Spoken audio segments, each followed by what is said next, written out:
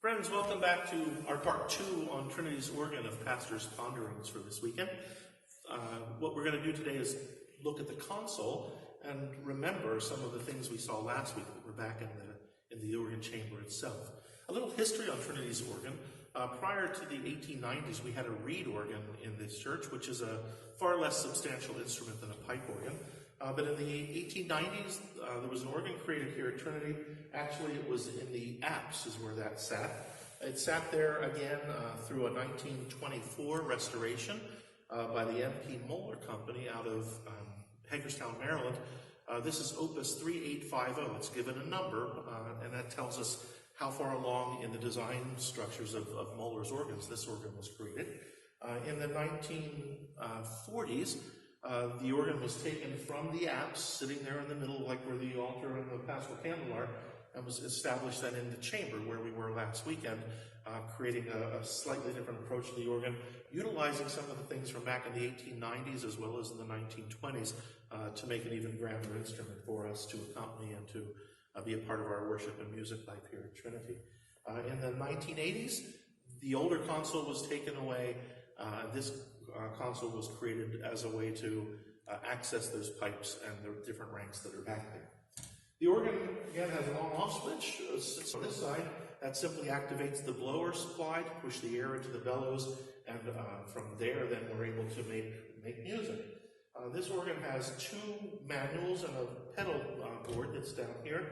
They talk about an AGO pedal board. It means that the pedals are kind of radiated this way, and at the same time they're concave. It's a standardized pedal board that would have come along with the 1940 renovation. When we look at that, you'll see the pedals don't stick out square, but rather they're kind of like that, and they're bellied in the middle, creating a little simplicity for the organist to be able to access those pedals with their feet kind of blindly most of the time. This oftentimes is referred to as the great division of the organ, and this is the swell.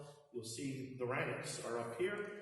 These are the pipes that you would hear being played in the pedal division. These are swell ranks up here, they're up here. And these are pipes that would activate, or ranks that would activate off of this keyboard down here. These little buttons here are called presets. They enable us, or an organist I should say, to get things ready ahead of time so when they're flying around, they don't have to necessarily stop playing, but they can change combinations of ranks that are playing at the same time to create simplicity for things in advance. These are reversible toe stubs down here, so the organists, when they're playing up here, can actually use their feet to change some of these combinations as well. Down here is also the swell shades.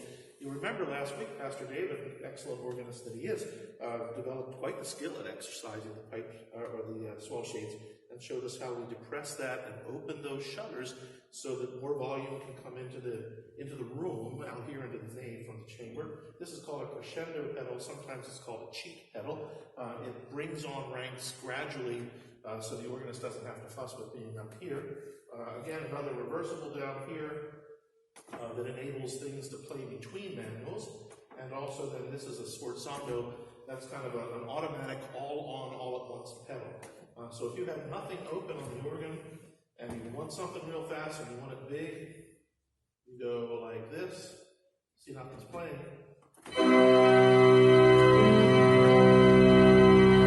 That brings everything in simultaneously. Remember we talked about the Zimbelstern last week, those twinkling stars. There they are. There's a little reversible button there that the organist can kind of spank with their hand and turn it on. The tremolo that we talked about last week that gives a vibrato sound. To hear that, and when I activate that, hope you can hear that, but you can hear it starts to get a gentle warble to it, or a tremolo sound where it's not just a straight tone any longer. Other things to notice is in the pedal division, this would be the lowest sounding pipe. It's a 32-foot resultant. It's a virtual resultant in this organ, so it uses different combinations of pipes simultaneously. But this would be about as low as you can go. That note there, actually, you can feel it rumbling in the church. You can feel it start to cause sympathetic vibration here. There's a series of ranks. Down here is also that Dulcian, that newest reed I talked about.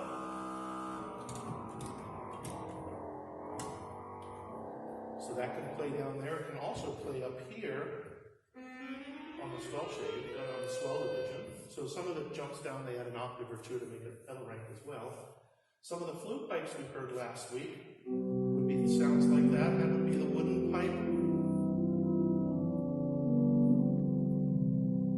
And some of the metal pipes you hear would be like a principal rank here.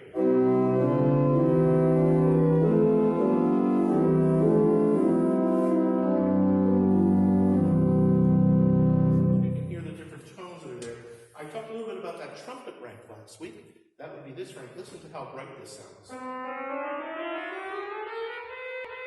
So there's some music that would go something like this where you'd use that trumpet.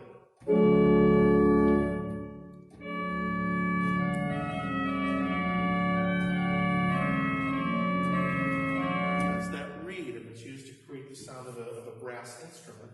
The dulcian's the softer of those. You'll see some pipes play at the 8-foot length. You see some play at the 4, so even though I'm holding down the same note, it's playing an octave higher when you jump up there. Down here on the grate, there's a series of different tones that can be produced. You can use these buttons to combine things from the top to the bottom manual, so you can play them simultaneously. That little mixture we talked about that we added, it's a really bright sound, but it's using a series of overtones simultaneously to crash against each other to give you that brighter sound. So there's some of the pieces that are here. What the organist does on a Sunday, she can use these presets, or he, to bring things together, so that might be a nice setting for a hymn.